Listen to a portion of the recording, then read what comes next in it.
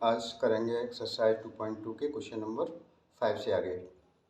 तो देखिएगा, इसका क्वेश्चन नंबर 5 है। लेट ए एक सेट दे रखा है 1 2 3 4 6 इसके एलिमेंट, ठीक है। And R be the relation on A, यानी दोनों ही सेट क्या है, ए हैं। ऑन ए का मतलब ए टू ए, डिफाइंड बाई, और इसको इस तरह से डिफाइन किया गया है कि A comma B such that A comma B belongs to A और B is exactly divisible by A. तो देखना, इसको ध्यान से देखना, यानी दोनों ही मेरे सेट क्या हैं, ए ही हैं। ऑन ए का मतलब होता है ए टू ए। तो इस तरह से एरो डायग्राम बना लो। अब इसे बिना एरो डायग्राम के भी हो सकता है। ये देखो, ये ए है आपका, ये भी ए है। इसके एलिमेंट क्या है, 1 2 3 4 6, ठीक। ये भी ए है तो इसके भी एलिमेंट ये होंगे 1 2 3 4 एंड 6। अब उन्होंने जो बोला रिलेशन में, देखो ये क्या है मेरा, ये मेरा x की जगह पर है, ये क्या है मेरा y की, ये y की जगह पर है। तो ये आपका x होगा, ये क्या होगा, y होगा। एक तरह से ऐसे मान लो, या ऐसे x नहीं a मान लो, ये a है, ये क्या है, b है, ठीक है। अब देखिएगा, इसमें लिखा हुआ है b is exactly divisible by a। b जो है एग्जैक्टली डिविजिबल है किससे, a के, यानी एग्जैक्टली डिविजिबल का मतलब होता है रिमाइंडर 0 आना चाहिए। जैसे 2 से अगर 2 को मैं डिवाइड करूँ तो 2 बन जा 2, रिमाइंडर का आ गया 0। इस तरह से हमें देखना है इसमें किसका रिलेशन किससे बनना है। इसमें b क्या हो रहा है, डिवाइड हो रहा है एग्जैक्टली किससे, a से। तो a के एलिमेंट ये हैं, तो देखो a से a को डिवाइड करूँगा तो रिमाइंडर क्या आएगा, 0 आएगा, नहीं आएगा, बताओ। 2 को 2 से करूँगा, ये भी आपका एग्जैक्टली डिवाइड हो रहा है, पूरा डिवाइड हो रहा है। 3 3 को पूरा डिवाइड कर रहा है, 4 4 को कर रहा है, और 6 6 को कर रहा है। ये बात समझ में आ गई। यानी 1 से 1 को डिवाइड करूँगा तो रिमाइंडर 0 आ रहा है मेरा, 2 को 2 से करूँगा रिमाइंडर 0 आ रहा है मेरा। अच्छा, अब देखिएगा 1 2 को भी डिवाइड करेगा, भाई 1 2 जा 2, भाई 1 से अगर मैं 2 को डिवाइड करूँगा तो 1 2 जा 2 ही तो आएगा, रिमाइंडर 0 आ गया। ये इसको भी डिवाइड कर रहा है, और 1 किसको कर रहा है, 1 3 को भी कर रहा है, 1 4 को भी कर रहा है, और 1 6 को भी डिवाइड कर रहा है। ये बात समझ में आ रही है आपकी में।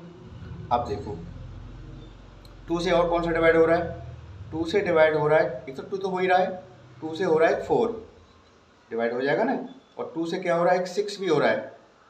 3 से देखो, 3 से 3 तो हो ही रहा है, मैंने एरो लगा रखा है पहले से, 3 6 भी डिवाइड कर रहा है, ठीक है। तो इन्हें हम क्या कर देंगे, इसे हम उसमें रोस्टर फॉर्म में लिख देंगे। तो फर्स्ट पार्ट में यही तो कहा है उन्होंने, देखो इन्होंने कहा है write R in roster form.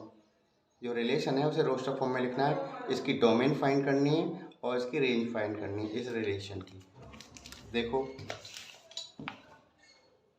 तो फर्स्ट में रिलेशन क्या क्या निकल के आया है, 1 1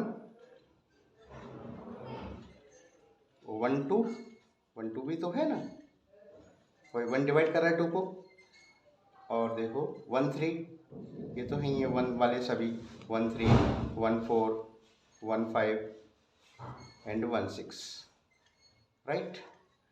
अब देखो 2 2 को भी डिवाइड कर रहा है, तो 2 2 एंड आपका 2 4 को भी कर रहा है, 2 6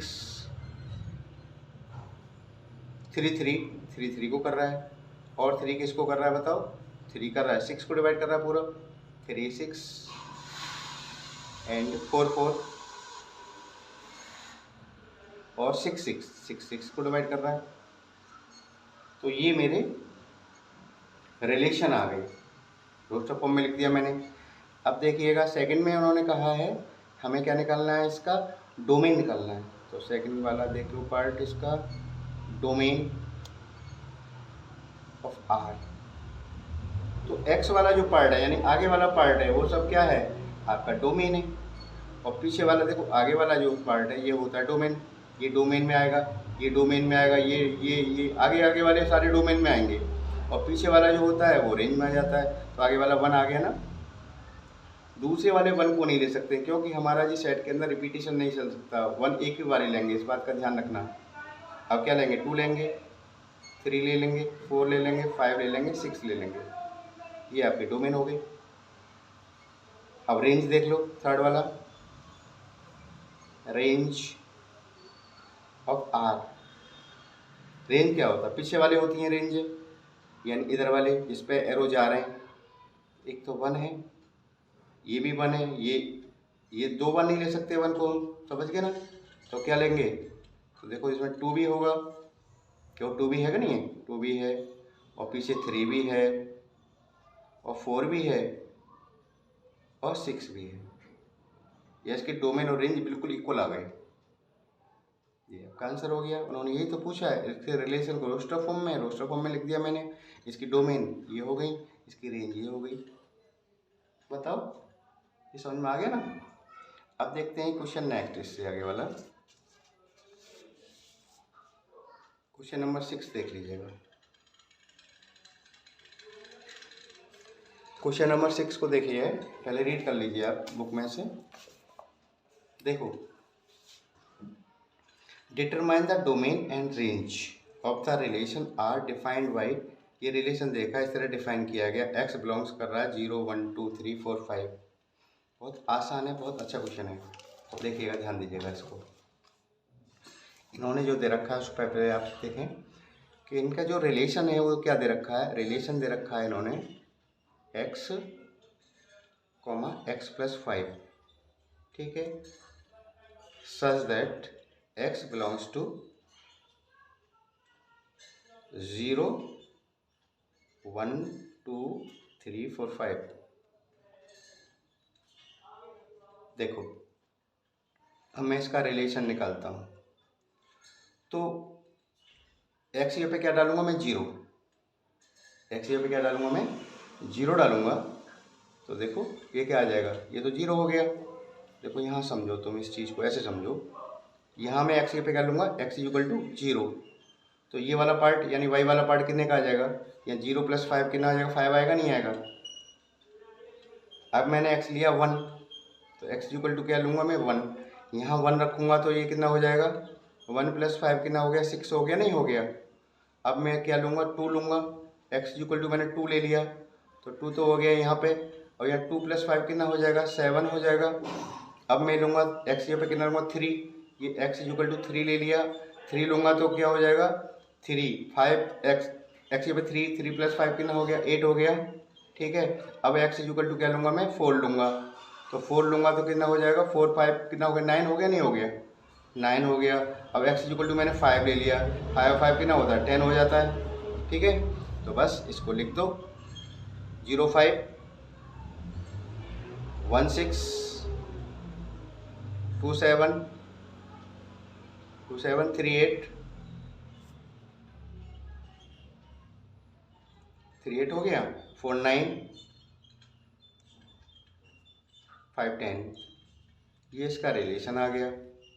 और इन्होंने कहा है इसमें डोमेन एंड रेंज पूछा है, तो देखो डोमेन आसान है निकालना, डोमेन ऑफ आर, ये रिलेशन की डोमेन क्या होगी, जो आगे आगे वाला हिस्सा है, ये वाला, ये 1 2 3 4 5 ये सब डोमेन में आ जाते हैं मेरे, 0 1 2 3 4 एंड 5। रेंज निकाल दो इसकी, रेंज ऑफ आर। तो देखो पीछे वाला हिस्सा रेंज में आ जाएंगे, सारे एलिमेंट, 5 6 7 8 9 एंड 10, ये रेंज आ गई इसकी। और क्या निकलवा रहा है इसमें, 2 चीज़ पूछ रहा था, दोनों चीज़ हो गई। दैट्स इट, ये आंसर हो गया आपका। क्वेश्चन नंबर 6 भी कंप्लीट हो गया आपका। अब देखिएगा 7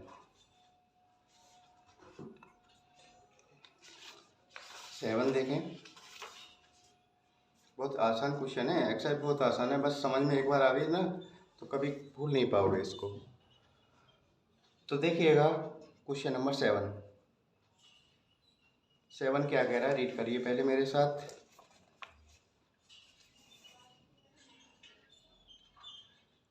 right the relation R is equal to x comma x cube such that x is a prime number less than 10 in roster form. Roster form में लिखना है। बहुत आसान, बहुत आसान, बहुत आसान है, ध्यान देना। तो देखिए जो रिलेशन इन्होंने दे रखा है उस चीज़ को लिखें पहले। रिलेशन दे रखा है x and x cube such that x is prime number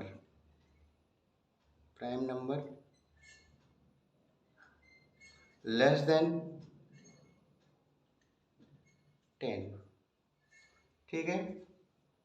और रोस्टर फॉर्म में हमें इसके रिलेशन को निकालना है। ये सेट बिल्डर फॉर्म में है। तो देखो prime number less than 9 less than 10 क्या होंगे, तो प्राइम नंबर लिख लो पहले। तो प्राइम नंबर्स कितने तक हैं, लेस देन 10। कौन कौन से होंगे, एक तो 2 हो गया आपका, सही है, एक 2 एंड 3 5 7, और बताओ और भी कोई है क्या इसमें? 2 3 5 7 ही तो होगा, लेस देन 10। अब 8 हो नहीं सकता, जो प्राइम नंबर नहीं है। 9 हो नहीं सकता, 9 भी डिवाइड हो जाता है। प्राइम नंबर वो नंबर होते हैं जो अपने सिवा किसी से कटते ही नहीं है, किसी का डिवाइड ही उसमें नहीं जाता है, वो प्राइम नंबर होते हैं। तो यही होंगे। अब देखो ये x की वैल्यू है, ये मान लो y की वैल्यू है। अब इसमें मैं x की वैल्यू क्या डालूंगा, 2। x इक्वल टू क्या डाला मैंने, 2। तो ये वाला क्या आ जाएगा, x क्यूब, यानी ये आ जाएगा 2 का क्यूब। ये कितना हो जाएगा, 8। x डाला मैंने कितना, 3 डाला यहाँ, 3। तो यहाँ पे डालूंगा तो कितना हो जाएगा, 3 की पावर 3, कितना हो जाएगा, 3 या 9 27। अब x डाला मैंने कितना, 5 यहाँ लिख दिया, और यहाँ पे क्या लिखूंगा, 5 की पावर 3। 5 की पावर 3 का मतलब 125। अब x डाल दूंगा मैं कितना, 7। तो यहाँ क्या हो जाएगा, 7 का क्यूब। 7 का क्यूब मतलब 7 इंटू 7 इंटू 7 यानी 343। बस रोस्टर फॉर्म में लिख दो इसको। तो देखो x की वैल्यू पहले लिखी जाती है ना, तो 2 और इसका क्यूब कितना है, 8, ये आ गया। दूसरा 3 27 5 125 एंड 7 एंड 3 4 3। लो जी, होगी रोस्टर फॉर्म बन गई इस रिलेशन की।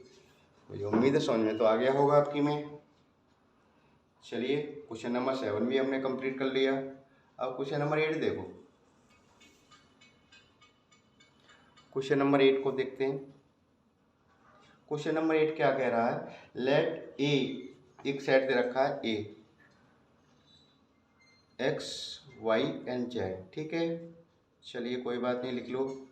बी सेट दे रखा है आपका 1 and 2। Find the number relation from A to B, और जो रिलेशन बनना है ए टू बी हो रहा है, ठीक है। Find the number of the relation, number of relation पूछ रहा है। नंबर ऑफ रिलेशन क्या होते हैं पहले जान लो उस चीज को। अब देखो सुनो, ये 2 सेट है और रिलेशन हमारा हो रहा है क्या, ये ए है ये बी है, ए टू बी, ठीक है। इसके x y z एलिमेंट, इसके 1 and 2 हैं। बात समझ में आ गई। अब देखो वो कह रहा है कि इसके नंबर ऑफ रिलेशन कितने होंगे इसमें। नंबर ऑफ रिलेशन कैसे निकलते हैं, तो देखो नंबर ऑफ रिलेशन होता क्या है, number of relation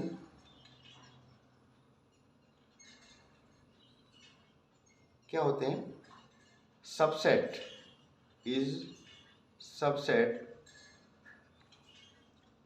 of A cross B, यानी ए क्रॉस बी करूं, इनका दोनों का मैं क्रॉस प्रोडक्ट करूं तो उसके जो सबसेट होंगे नंबर ऑफ रिलेशन हो जाएंगे। बात समझ में आ गई यहाँ तक। क्रॉस बी निकाल दो। तो देखो ए है हमारा x y एंड z और बी है मेरा 1, 2।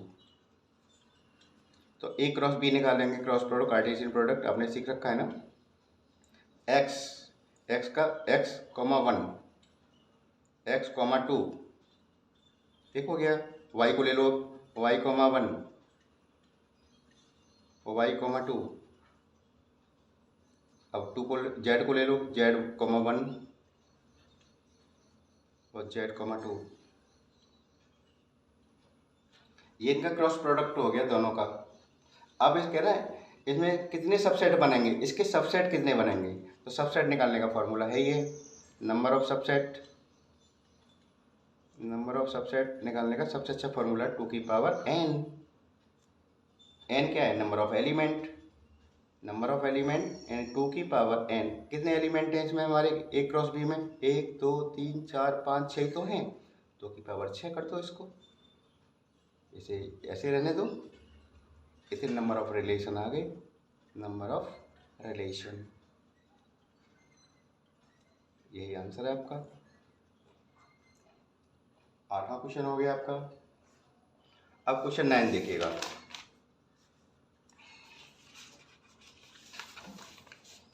क्वेश्चन 9 को बहुत अच्छे से रीड करना है आपको, तभी समझ में आएगा। देखो 9 कह रहा है let R be the relation on Z, यानी दो सेट है हमारे Z to Z, defined by R is equal to A comma B such that A B belongs to Z, A minus B an integer, A minus B an integers. तो देखो find the domain and range. देखो दो set है integers के, Z कह रहा है ना वो। तो देखो ये मान लो एक सेट ये है,